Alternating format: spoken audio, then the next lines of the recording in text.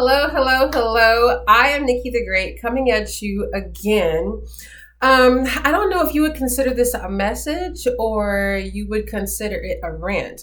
But either way, I have like a laundry list of things that I want to put out in the world, things that kind of have been plaguing me these last couple days, starting on Sunday, which is a holiday here in the States. Um, I want to start with discussing the Native American issues that have been on the rise these last few days concerning um, uh, hidden graves that have been dug up, and thousands of children have been discovered in these graves. And these are Native American children. If you're not familiar with what is going on, not only is it here in the States, it's also in Canada. And there are what are referred to as residential schools in the States and in Canada that were established. Probably in the late 1800s, some in the early 1900s. And what it was that the American and Canadian government built these schools to educate Native American children and to remove the native within the child so that they can kind of Europeanize them or Americanize them. I'm not sure exactly what their goal was, but in hindsight, it was a genocide of a few generations of Native Americans. There is not a specific tribe that was targeted. Many different tribes were suffered at the hands of the American Canadian government, having their children ripped from them.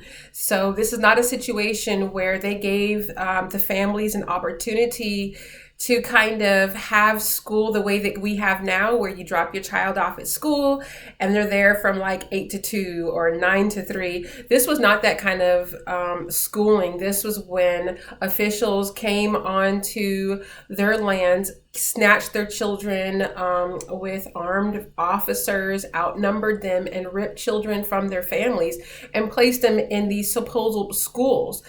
These schools are quoted as being pretty much on the same lines as concentration camps, being on the same lines as torture camps, if you may.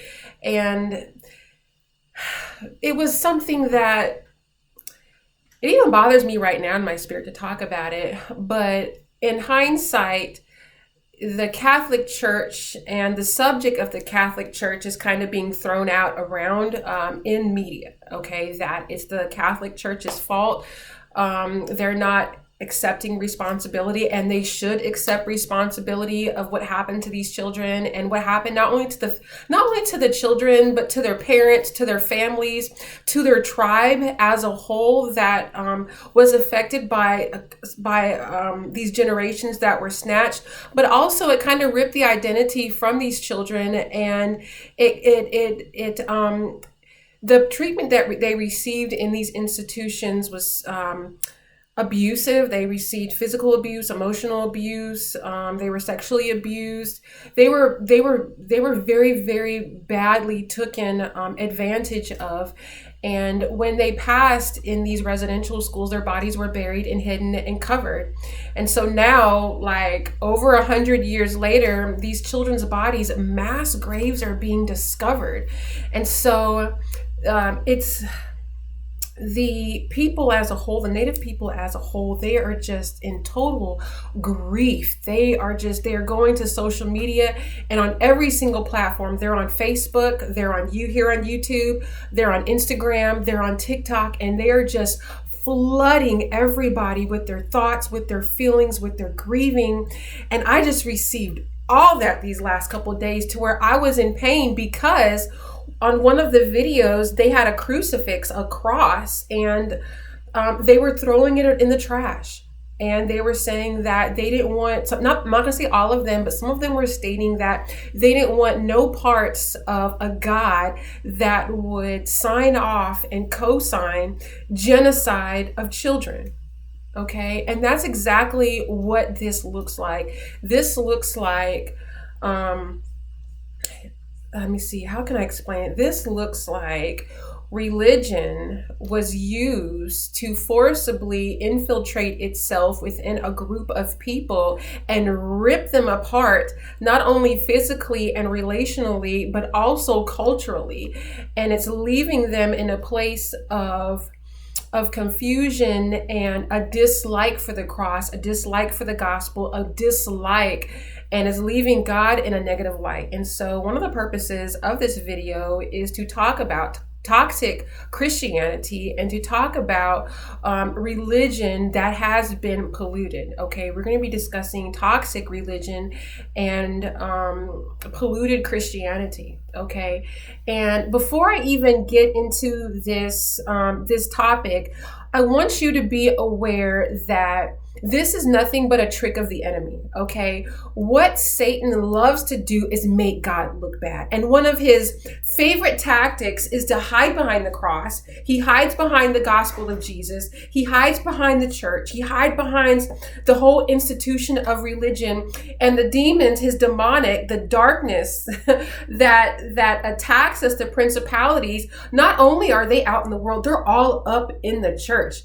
Satan would be an idiot if he didn't infiltrate the church in some way, shape, form, or fashion. Now, in no way am I excusing the management of the Catholic Church in those days, and also the management today, because they have been in trouble before for other goofy stuff, crimes against children. Okay, but we're not going to talk about the pedophilia all up in the Catholic Church, not only in the States, but in Canada and over the world. We're not going to talk about that. Okay, but we will discuss how Satan specializes in making God look bad, and this whole situation definitely paints God in a really, really negative light. And in no way is God ever going to be someone that is an author of confusion, and he's not here to steal, kill, and destroy.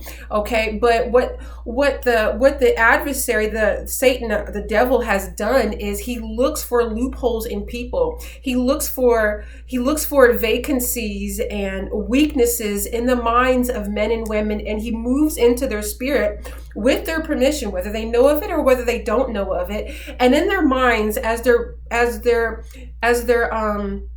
carrying out these heinous acts, what they did at that time was they dehumanized these Native children. They dehumanized these Native children. So when they were abusing them, they didn't look at them as being human. They probably looked at the color of their skin, the color of their hair, the texture of their language, and they made the notion in their mind that they are not like us. We are superior, and they treated them like animals. You know what? I don't even say that they treated them like animals, because I know a lot of people that have pets, and they treat their pets. They feed their pets. They take their pets to the groomers. They love their pets. They buy things for them pets. They treated them lower than what some people treat animals. Okay, they treated them just terribly, terribly. But in no way is that acceptable behavior. But anyways, it leads me to believe, because I am a churchgoer. I am not Catholic, but I am a churchgoer. It leaves me in a place of questioning myself, questioning not only myself, it leaves me in a place of questioning my relationship with religion.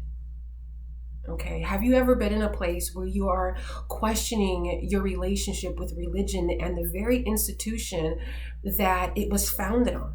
Okay, and this is not, we're not going to sit up here and bash different religions. I just want to give you an opportunity to kind of think about the religion that you belong to. And if you don't belong to a religion, I want you to kind of just think of where your ideologies and where your belief system is founded on. Okay, so what the foundation of that looks like and where it comes from. Okay, and we're going to have an outlook coming from a person of color. Okay, so these are for people that have a background in the African American culture, the Native American culture, the Latin culture, the Asian culture. So this is going to be my own perspective from people of color. Okay.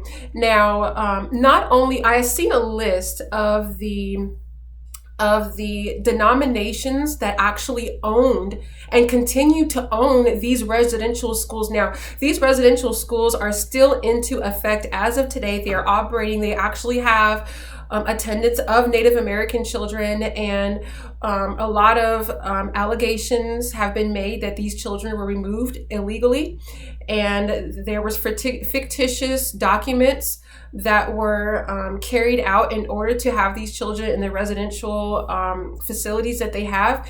And not only that, I am originally from Alaska, okay, and I was born and raised there. I spent 17 years of my life in Alaska, and I haven't been there in several years, but the majority of the population consisted of white people and Native Americans. So we have a very, very large Native American community there. And there are certain points in time where my family fostered, through foster care, certain kids. And one of the main cultures of children that would come into the home were Native American children. And the reason for the removal from their mother or their family was usually alcohol, okay? Seldomly it was drugs, but usually it was alcohol and neglect.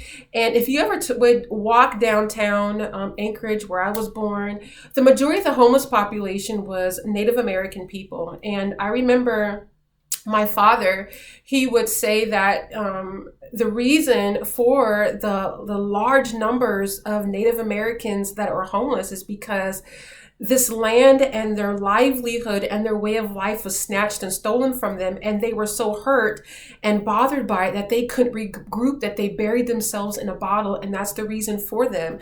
But I always, growing up, considered them as a very majestic group of people, a very elite group of people that had a lot to offer. And being from Alaska, of course, I've heard a lot of the Native American stories, myths, things that were kind of passed down from generation to generation on the terrain and on the animals and things like that. So I couldn't help but have some type of heart for them as a people, since I went to school with other children that were Native American. You know, I went to church. They had Native Americans there. So they are a part of my own community, even though I do identify myself, as being African American. Okay. But back to where we are. Okay. Back to the subject at hand. When I saw a list of the different denominations that owned currently residential schools, I was very, very surprised. And it was not a pleasant surprise. It was a very grieving surprise. Of course, the number one denomination that owned residential schools was Catholics, okay? And there have been probably about 2 handfuls of residential schools that are currently under investigation. But within those 7 or 8 at this moment, I think the last time I heard a few days ago, there has already been a couple thousand bodies of small children that have been discovered in these open graves, all right? Which hurt me, when I heard that, I was so angry that the Catholic Church can allow that to happen and kind of sit quietly and let all these things come to pass, and then mainstream media act like it doesn't exist. It kind of doesn't give them a voice. But with all that being said, I mentioned a list, and Catholics were up there. I want to share with you a couple more denominations that were on the list as participating in these residential schools. The Methodists was on there. The Baptists were on there. And that was 3. There's, I think, a list of 10. That's 3. On the list, I'm about to start crying. On the list was Seventh-day Adventists. Okay, Seventh-day Adventists were on the list. I am a Seventh-day Adventist. I've been a Seventh-day Adventist since I can remember, and I've been participating and paying tithes and going to church and attending services for I don't know how long. But yes, there is a Seventh-day Adventist conference. The North American, it's the Pacific Union Conference owns a residential school a residential school for, quote, Indians, unquote, in Arizona that was established in 1916 or 1917, and it still is in full operations today. So I did a little bit more research, and they actually, it's not like the Catholic Church owned it and then they sold it to the Seventh-day Adventists. The Seventh-day Adventists discovered, bought the property, built it, and they, I'm not sure exactly how, but they organizedly obtained Native American children into their care in 1916. And when you go on their website, it says that they are funded through donations. Now, when I mentioned earlier about Native American children in foster care, if you are not aware, if you're a foster parent and you're in an area where there's a large Native American community, you get more money for Native American children being in your home. The government gives that state a lot more money than they would for a white child, a Latino child, or a black child. Native American children have like this huge dollar bill on their foreheads. And so what the government passed a bill was to educate these children, but it wasn't the way it is now. It wasn't like the parents dropped them off at 8 or 9 in the morning and picked them up later. They snatched the children from their families, and majority of them didn't ever see them or hear from them again. Okay, so all these thousands of children, over 100 years later, their remains are being discovered. And I am appalled to know that the church that I belong to, the church that was founded on Caucasian people, were a part of that process of the genocide. Now, there are going to be more residential schools going to be under investigation. There needs to be. There's over 100 more schools that need to be investigated. And if there's a couple thousand bodies that have already been found, I find it heartbreaking to find out. If there's already, I think it was like 2,000 or 3,000 bodies that were already found within 7 or 8 residential schools, just think of how many bodies are going to be found if they investigate all 120. And Seventh-day Adventists are going to be one of them. Okay, so I want you, I'm just like, my heart is aching and twisting right now. And so it's very, very hurtful to me. And what I want you to consider, if you belong a part of an organization, I want you to do your research on it. And a lot of times, you are the company that you keep, okay? And if you're around people that are doing bad things, it's going to desensitize you to your judgment, to your consciousness of a right and a wrong, and you're going to start acting the same way that they're acting. In no way am I saying that all Catholics are like this, or all Methodists, or all Baptists, or all Seventh-day Adventists are about this, but I am currently questioning my outlook on religion as an institution, and I'm exploring my options and where I belong in. But in the midst of this kind of weird place that I'm finding myself into, I can continue leaning into God. I can continue leaning into his promises. I can continue taking his promises in his word and feeding myself, because it's not about religion. It's about relationship. Okay. It's not about religion. It's about relationship. All right. I know this video is getting kind of long, so I'm gonna try to get on down the road here. I already discussed making God look bad by Satan hiding behind the cross, hiding behind religion, and hiding behind the gospel. So with this, if you don't take anything else home with this, I don't ever want you to read the news, and if anything depicts God in a negative light, or depicts Jesus and his gospel in a negative light, I want you to automatically know that it is a trick of the enemy to make God look bad. He loves to make God look bad, because when he can make God look bad, that is an awesome distraction to get the people to come to him, or open their mind and their spirit to receiving his foolishness. Okay. And polluting the purpose that God has for all of us. Each and every last one of us has a purpose. And another thing about God, when it comes to the Native American community, let's just say, and colonialism, this not just happen in the Americas or Canada. This toxic colonialism, sometimes colonialism was kind of beneficial in that area, okay? But majority of the time it wasn't, and there were people that were suffering, all right?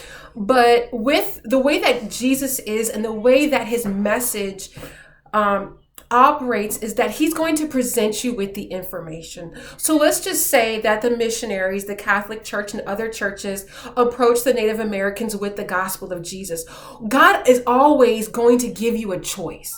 He's always going to give you a choice. And never in scripture has Jesus ever made somebody do something. God has always given, even the fallen angels, he gave them a choice, either to stay with me or to go with this nutcase. And they made the decision to go with the nutcase. But about 70% of heaven stayed with him. But God is always going to give you a choice. So let's just say that these missionaries, as colonizers, approached the Native Americans on some join the Catholic Church, follow Jesus, all this kind of stuff. And they said, no, that's what it is. And it needed to have been respected. But to force religion on them or to steal their young people and to try to incorporate them with their religion, that is demonic. It's satanic. And that is not what, that's not how God operates. That's not how the trilogy operates. And that's not how Jesus operated when he was down here on earth. Okay. So put that in your pipe and smoke it. Okay. The next one, there's a little, I'm not going to say little, when it comes to religion, I'm not sure if it's talked about a whole lot, but there is racism and division. Okay, there is racism and division. We have come a long way over the past 40, 50 years, even the past 10 or 15 years, but there definitely is still racism and division within religion. Okay, and so I have, let me see here. I have a couple, I don't know how to say it.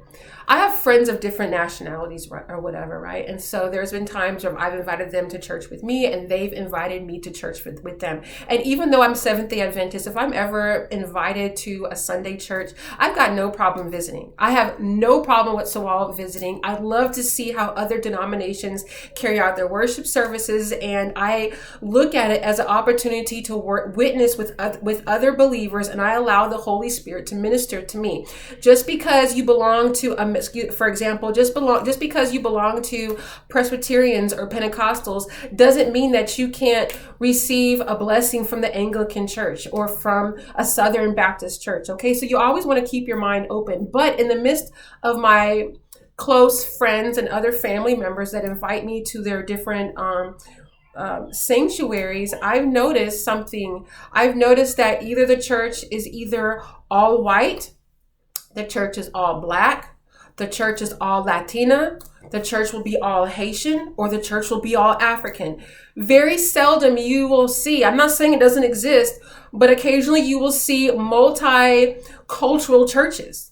Okay, but those are multicultural churches where you have some of everybody. That is like the epitome of the gospel. That's the core. That's the apple of God's eye, is to have all of his children on one accord, without division and without racism. Okay, but those churches are really far in between. The majority of the churches are segregated. And one thing about Catholic churches, there's segregation there. You'll have the white Catholic churches, the black Catholic churches. You'll even have a Korean Catholic churches. So there's a lot of division here. And then what's so crazy is when you go into the church, there's room for you to merge together. So instead of having a Korean church on this road and a few miles down the road, you have a white Catholic church and you have a white Catholic church and a Korean Catholic church. It would be so much more cost effective to join the churches together and not have to have two separate buildings. But there's got to be a respect for racism and division. Ooh, that is so disgusting. There's got to be a thing for racism and division,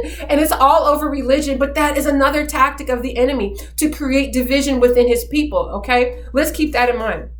I'm not going to get too far into depth with that. I might do another video later on down the road. The next one is, okay, I've already discussed Satan creating confusion. He is the author of confusion. If you ever find yourself with confusion and not knowing what's going on and puzzled, it's because of him, all right? And when you're in that place, all you have to do is regroup and go to your hiding place. Well, where is your hiding place? You're probably asking me. When Jesus left us, he left us with the Holy Spirit, and it resides within us. That is our hiding place.